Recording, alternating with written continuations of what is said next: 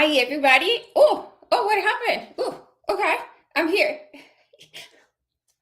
Oh, I see what it is. I see. Let's turn this off. I know I have an echo from the older channels. I'm back. I'm here. I always say this every single time. I'm getting better, but then something else happened on the way. Anyway, hi everybody. My name is Julieth Fajardo. Welcome to UX Untamed. I'm so excited to see you all here. And I want to start telling you a little bit about UX Untamed if this is your first time. So I changed careers not long ago. Now it's almost 2 years. But for me, it was always is like, what is to be a UX designer? Like, what is the day to day? What it means to work in different sectors? Like, what it means to have work in different size companies? What is to work with developers, stakeholders, with project managers? What it is to be the only designer in a team, or what is to work with different designers. So the main idea of UX Untamed is to bring this knowledge to people coming into the field. It could be new, you could be a seasoned designer, doesn't matter.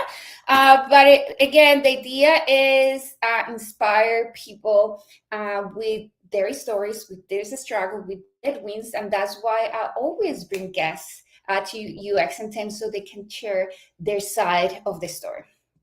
So before we continue with the episode, do not forget, if you haven't yet, to like the channel, subscribe to the YouTube, or just follow us on LinkedIn so you don't miss any of the episodes and any of the amazing people that we always have in the channel.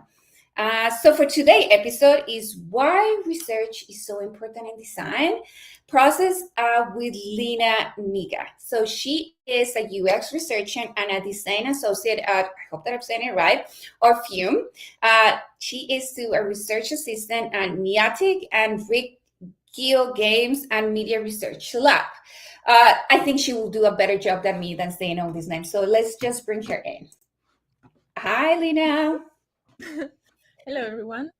No, you did just fine. Okay, good. I was practicing before this. It's like, okay, let's practice and say these names. You go there. Guys, thank you. But why don't we tell people who you are? Yeah, sure. My name is Lina Nika. I am from Greece. I am 24 years old, and I'm pretty a newbie in the field, really. I'm a UX designer, research associate at Orfium, and also at Niantic. And really, I just fell in love with UX, despite my background in art. To be honest, I really did art pretty much my whole life, ever since I was very, very young. And when I was accepted to art school, I was also very young. Sorry, I'm nervous. and but when I started studying at the art school, just something didn't felt quite right. Everything just felt a bit wrong, to be honest. So I was starting studying sculpture and doing scenography and all this stuff, different things from my school at the moment, experimenting with silversmithing, book illustration, lamp designing. I was designing floor lamps for a company for a short while. So yeah, pretty much anything else than my school. So when quarantine really happened and lockdowns just kept us into our homes, I just found myself not being able to do any of this stuff because it required to go outside and talk to people and just design stuff for the outside world. So I just had my laptop and was experimenting with digital art or anything else, really. Yeah, so that's pretty much my background, art. Yeah, and I think something that I love that you started saying right at the beginning is that I'm a newbie and I'm new on the field. And I think for me, that's, I mean, me being new in the field is just so important for people to know where we're coming from and how we ended up in design and how we're bringing our strength from the past into what we do today. So how did you discover that you want to be into UX design? I was basically introduced to UX as an idea, really, from my cousin, who is a veteran in UX and product design. She's amazing. And also my boyfriend, who is a software engineer, and he told me about UX and stuff. And maybe, well, he told me, maybe you will like it. And I said, well, I know nothing about it. It's the first time that I, you know, get to tackle with this stuff. But I got very, very interested when I discovered a pain point of mine, to be more specific. When the quarantine happened and everything just went digital, a lot of organizations and academia in Greece just weren't ready for a transition, a remote transition of everything. So our websites and our services were more old-timey and not prepared at all for going remote. So I found, firstly, myself frustrated with how things are not digitized correctly and not translated to the needs of us as users.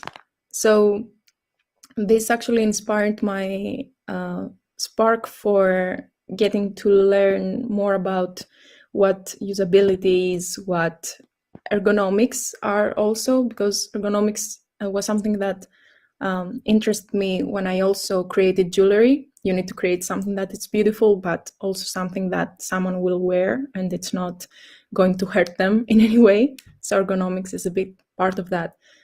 And when I took the first courses and went to the first conferences and talked to people in the field, just realized how many layers there are in UX and product design and UX user research. And it was very, very interesting. So I decided to start designing my first project, which was a proposition for a different website for my university. And I go to gather user group from my classmates and to do extensive user research on that project. So yeah, it really got me into that. Something that I It was love amazing. with so many people when we find out about UX is I like what you said at the beginning. It's like, oh, I didn't know about UX, but all these people that know me already, they say to me, hey, you would like UX. So I feel like I love these sparkles of like interest, of curiosity that people around us see in us already. Yes, it's like, hey, Lina, I think you will be so good at it. And I think then to the point when you start putting all these things together, it's like, this is the products that I used to love to do. And then I saw that the problem around me, and then it's like, okay, so this is UX, and this is how you start finding all the problem solving around what we do. And I know we have a question, and I don't know if this is like jumping into what could be a little more in depth into the career.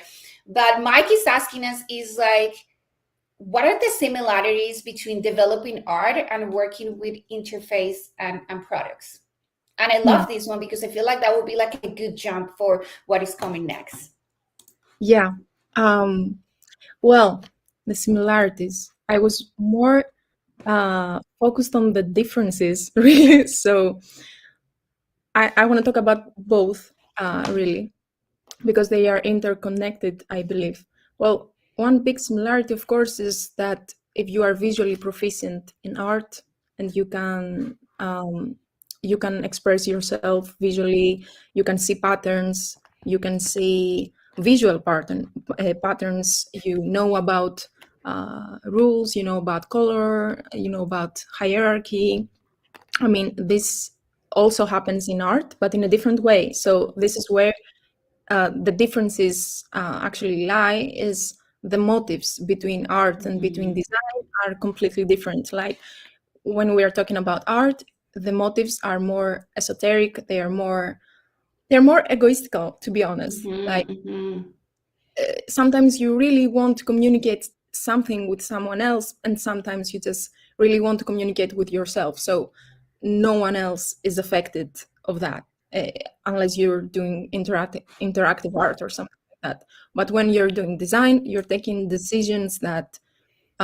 affects people's lives, and affects companies. It affects everything, really, from a Love business. it. Yeah. Yeah. And I think I mean, I think we can hold this to what is coming after that. Is what did you go into UX before? Because I know a little bit of your story, and I want for you to share how to find or get experience without a job, because I think that's something that I struggle with coming into the field. Is Yeah. like, how did you find experience before even finding a job? Yeah.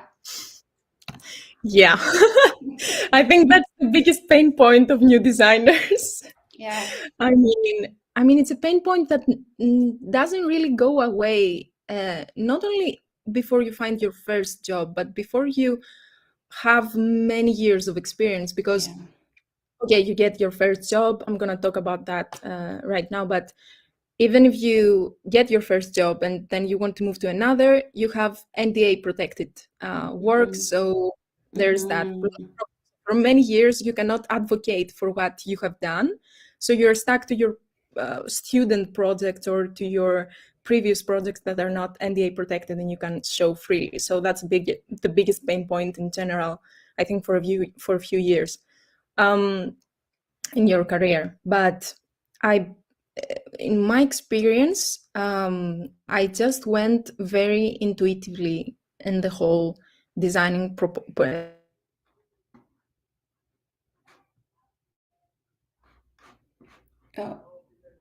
Oh, Lina, are you there, or is me? Ooh, let's see, Lina, are you there? Hmm. Ha, ha, ha. Okay, for people who are watching us, is Amma stuck or is Lina frozen? Who is frozen in this episode? Oh, okay. So maybe she's the one who is frozen. Okay, so while she is back, I hope so that she is back. Um, Maybe I can tell you a little bit of how myself I ended up finding that experience before getting a job, because I think that's usually the hardest part. Again, I switched careers in 2020. I went into a boot camp, and when I finished my boot camp, I think the hardest part is facing the reality of finding a job. And a lot of people will ask you when they are reviewing your portfolio or your resume, is like, who do you work with? And usually your answer will be me, myself, and I, because you will be working in projects by yourself. So for me, I think it was really important to start discovering spaces where I could find experience without a job. Um, so one of the things that I did is like, do you have any friends, or do you have anyone that you know that may have maybe a website, or they're starting up a project, organization, a restaurant, whatever it is, that you can help them out, maybe into a consulting side or like into the design. So for me, I think that is, I reach out to people that I know. I reach to people that they already know my work, and they know who I am. Oh, look, she's back, but I can finish kind of a little bit my story. So I reach out to friends, and it's like, how can we prove the work that they're doing at the time? So I think for me that was really important, is like go outside and see what is around you and see how you can improve people experiences. But let's see what Lina has to say. So let's bring you in again. I'm so We're sorry. no worries at all. I jump in a little bit into my experience, but you were telling us how to find experience before finding a job. Anyway, don't worry. I just have data now, not Wi-Fi, which is unstable. So, Oh, okay, okay. Thank you. so what we were talking about? Yeah. So I went into the whole process of designing my first projects for the portfolio very intuitively. I wanted to observe my own pain points, to be honest, which was firstly the website of my university, which needed a redesign, and I proposed it. And second of all, it was certain health issues and certain mental health issues that I'm very, very I don't know, sensitive about. And it's also something that I want to pursue in the future. But trying to find pain points that are not generic, to be honest. Not just pretty screens or stuff like that, just something that really means something to you and you can have access to. It's in order to find the user group that you need in order to do your research process correctly, and to mean something to you that you can advocate about and you can talk about why you chose a certain project. I mean, yeah, this is something that's important. Um, and it's also something that actually helped me in my first interview, because um, I just knew how to talk about these projects because I cared about them. It wasn't just something generic, something something cookie cutter to be said.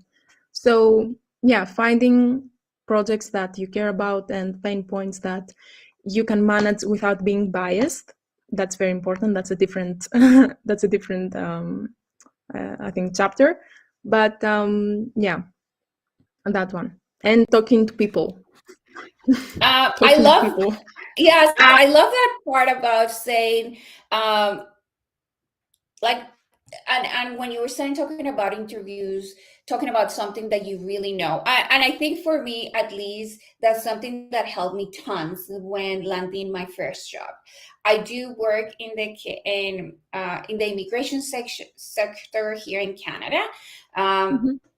and I'm an immigrant myself. So I think there were so many things that I could relate and I could talk about. And again, I could talk about this project forever, but it's just so close to my heart because again, and I'm immigrant and I have been surrounded about many immigrants in my life. So I know all the pain Yeah. points in a way that people is going through. Um, but why did you end up being how do you ended up there? Well, actually, without realizing, both of my projects were very UX research heavy. Mhm. Um, I was postponing creating screens because I really wanted to focus on getting to know all the data that I can. Um, Not all, but as much as I can, um, in order to not create something that it's not based on data, that it's not it doesn't have a foundation of some sort. So I did that without really realizing it. So Mhm. when I was talking with my future manager, really at my interview, he said, "Well, I see that you are very focused on research. I see something here. So I see that you have uh, put a lot of time into getting to know your subject and to know your problem and stuff like that. So this role is going to also be, you have to know, also very research heavy and very not very design. So I'm putting you there. Even Mhm. though now I'm also tackling with product design because it's it's so interesting. Also, you know the drill. You just need to know about things like that and the end-to-end process. But I also another part of that is that I think that this whole focusing more on the research part without realizing came from the fact that I really like to listen to other people and getting to know what triggers them and what tackles them in everyday life, how they manage to overcome different challenges and what their pain points are. Not complaining, just listening, you know. So, yeah, I always did that. And it's very interesting to get to know people. Yeah, and again, it's nice how people, and in this case, your manager could see uh you. Yes, and said, okay, these are your strengths, and I think this is how you've been working for the past, even though maybe, like you were saying, you put so much effort and you wanted to do the whole process, but maybe you didn't feel that that was like a strength at that time. But I think a manager saying, hey, I think this is what you've been working so much, let's cultivate that and give you the opportunity to grow as a researcher. How relevant, and I know this is, I feel like this is a silly questions when you ask, but I feel like why is research so important for any project to, yeah, what is so important? Well, it's at first, I have two opinions, really. Before working, I was I thought that it was very, very important, and that's correct, really. Very, very important because if you don't do research, then you're probably designing something that it's full of biases, your biases. It's based on assumptions that you validate without, having the option to not validate them or something like that. You just go with the flow and you just do whatever you feel you do. Um, and but I thought that it was very important because it's the foundation of everything, really. If you don't do research, you don't know what to do next. That's as simple as that. But that was the simplistic thought before working, because when I started working, I realized that it's also very, very important, not only because it's the foundation of a project and everyone. I'm very lucky to be working on the company that everyone respects research and everyone expects to do research. They're not going that just with the business goals and, well, let's do that because the CEO wants it. It's not like that. They listen to you. But it's very, very important also because it saves so much unnecessary do-overs, so many unnecessary do-overs. Um, you just need to redo everything if you test it and you find that, well, you designed the wrong thing.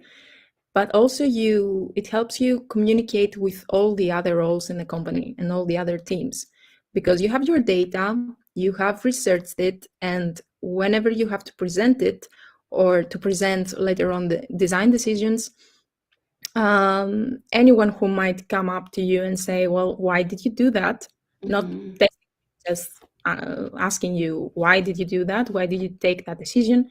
You say, well, because that, and that showed up in the research, and this is the data, and this is the everything that you know. Here's the link. Go see the research, and everything is there. So every decision that you take, you can discuss it, and everyone can be aligned with you. Alignment in a team is the biggest, the most. I found that this is very, very important. You cannot work in a silo, and research helps you communicate. Yeah, for sure. And I feel like, I mean, this sounds amazing to have a space that really understand the power of research and how that can bring so much life and to the projects. But after all of this that you just told me, then why is research neglected in projects? Like, why we say let's move on without knowing the causes behind the problem? Well, as I said before, I was lucky enough to not have an experience like that. But I've talked to people and to new designers, and I've heard horror stories. Horror stories. Okay, I'm exaggerating, but anyway, I've heard stories like, well, we didn't really invest in that in research, so we designed something that the product manager wanted or the project manager wanted, and yeah, it didn't really work. It's just pretty screens, we have a lot of churn and stuff like that. So it's neglected, I think, because it takes time, and Mm-hmm. really investigating something, any project really, anything in your life, it takes time. So not many people want to invest time. Not many companies want to invest time, which is money, of course, Mm-hmm. to something that actually saves them time in, in the long term. Uh, Also, it's more expensive for some companies because they don't want to have individual roles, UX researchers, which I believe is wrong, because a lot of work just goes into other roles, and research just is not being done extremely, well and stuff. Mm-hmm. So yeah, I believe that time is is the biggest one. Okay, so now knowing that research is so powerful for any project, knowing that people do not want to invest in research because, again, it takes time and resources, how do we bring research into life to a project? Well, not just to the project, but to the whole team. Yeah. Well, um, it's really up to the researcher and to the whole team to bring it to life. Uh, there comes the communication part that we talked about before. If it's communicated well, it comes to life pretty much easily. But whenever you gather, you actually sit down with your team and you say, well, we have to deliver these certain things, we have these deliverables um, in the in the research, in order for the project to kickstart. And you just gather everything up after you have extracted any data that you need. You organize them in the way that you have discussed that it needs to be organized, in order for everyone to understand it and for everyone to be aligned. And later on, I found that presentations really help. Being good at Mhm. presenting your work and advocating for everything that you have took as a decision, and everything that you have done is very, very important. Um, and later on, when everyone is aligned and everyone understands what the maybe redefined goal might be, and what needs to be done, or the other things that might come up from research, then everything just goes into place. The discovery phase is somehow given space for uh, coming up with ideas and designs. So yeah, this is how you can kickstart the project, but it never ends really. Mhm. The research, it just never ends. It's continuous, and because the project is a live thing. It's not just, well, it's done, it's Mhm. gone from our hands, and now we Yeah. do. No. And I feel like that's so interesting because, again, like, you work in whatever you're working, you put it out, and it's not, again, like, oh, go and see what happened with your life. Yes. But then what did happen next? Like, how do you come back to whatever um, is out being Mhm. used by people, how do you connect back into research? Well, you always observe your product, in my experience. You always conduct exploratory research into things that you have designed in the past, because you need to see whether they're still relevant to your users and whether Mhm. they're still relevant to what their needs are. Because uh, I've come across different issues where the needs changed because also the competition changed. So you need to check, well, what did they see that we didn't see? What changed in the environment of the work that you are researching in? So um, many times when you work for a company, you work for a certain industry. I find so when the industry changes, you need to Mhm. see what these changes are and how they can influence your already existing product, created in an era where this change wasn't happening. So Mhm. yeah, Oh, you I need to love that. Yeah, go ahead. Sorry. no. It's just that uh, usability tests and user interviews just happen. I find need to happen more often in an Mhm. exploratory discovery theme. Yeah, no, and okay, so then how is this relationship? Because I feel like it's back and forward when you are a UX researcher and then you have a team that take all these ideas that you're bringing in. How is that interaction between researchers and designers? How is the collaboration? Well, I believe that the collaboration is, from my experience, is the most smooth one of the roles, Hmm. because the designers, I work right now as also a product designer role, so they need to understand what they need to design. They're not Hmm. going to, well, I'm going to do that because I learned how to do, I don't know, smooth corners on rectangular stuff. It's not like that. So they really need to know whether some things that they are also bringing to the table can be supported by the research. It's Hmm. not that, well, the researcher comes and says, well, here's the paper, you need to do that, and we're done. I'm not Hmm. listening to anything because that's what the user said, and that's what. No, you need to communicate, you need to negotiate some things.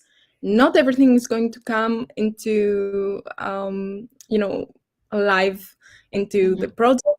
So some things will be over, I don't find the word anyway. So not everything is going to come to the final product, but Hmm. the most important things, you need to advocate for them, and they're going to listen, because they don't want to lose their own time. Also, they want to Hmm. create something meaningful also for them. So it's a very good relationship, I find, and the Yeah, continuous. exactly. I think the I had myself. I wanted to come here. Yes, I think that communication and the relate. Pardon me. I pressed the wrong button. No, I You know. cool, cool. I uh, lost the connection again. I no, no, panicked. no. I'm here. I'm here. Don't sweat it. Yes. Sorry that I scared you. So I feel like that relationship, and I think with anyone on the team, as everybody is so important for whatever you are building. Uh, and I think what you were mentioning is like, yeah, you have all these findings, and we would like to give all of this to the users. But at one point, we have priorities, and we cannot bring everything at the same time because the business have some things that they would like to see. So I think it's all the interactions that come together that at the end of the day make it into the product. But I feel it's important to keep you as a researcher and say, okay, yes, we couldn't bring this exactly feature today, but how we can make sure that we can bring it in the future. Yeah, exactly. Because many times you just um, when you do user interviews, for example, you search for certain patterns, and you have a goal in mind. So you just need to focus on that, because the material can get endless, like endless material, endless transcript you need to extract codes from. So you might find very interesting insights for later. That's exactly what you just said, that you need to have in mind um, for the future product, the same one or a different one, completely different one. So yeah, that's why I said that product never just ends. It's just a living thing that you always have something to make better every time. It's not that you design the best thing ever, and well, there's that's the best decision that you could take. It was the best at the moment, not it's always yeah. Yeah, and I think something that I find interesting as a researcher is, um, I could come to you, you are interviewing me or you're interviewing people, and I kind of start telling you all these things, yes, and just throw everything that I have in my heart to you. But I Yeah. think is for you to grab what is really important, what I'm telling you, to kind of discover the real why behind I'm telling you the thing. So, how do you work with that? Because I feel like, I don't know, I'm thinking to like when people give feedbacks on website and products, sometimes that's based on something that they didn't like, or sometimes it's more based in the instant feeling that something that it could really help the product at the end. So how do you discover what is important to bring to the research and what is not?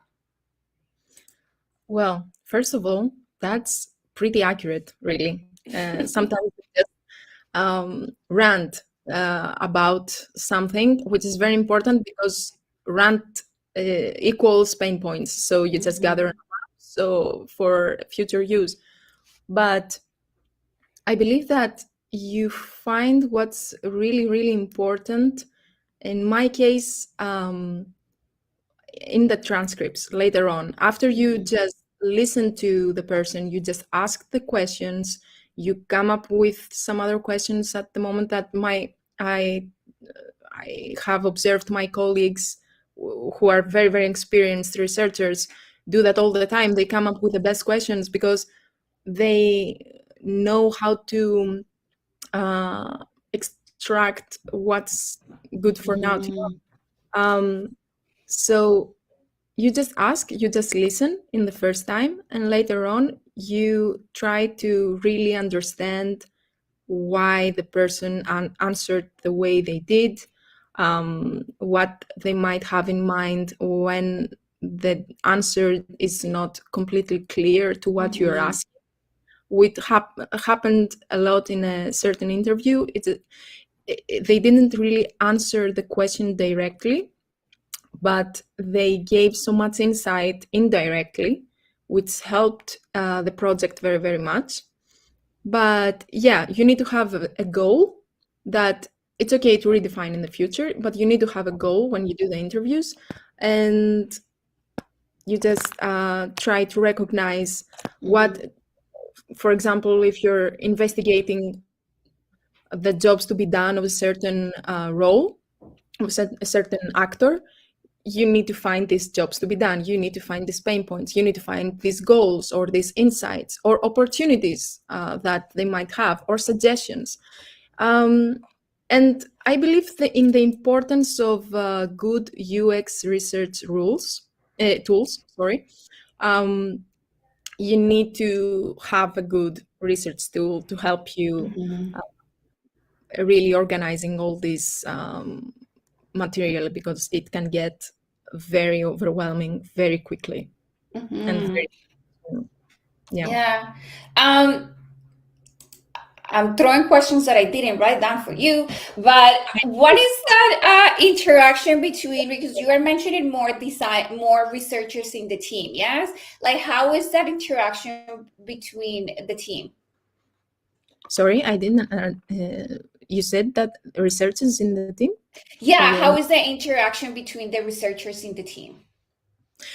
well, um, actually, we're not very much researchers than product designers, but Okay. um, it's actually very, very smooth and very logical. We just communicate uh, every day during our syncs and our stand-ups into what we are going to do every day, what we are going to look into.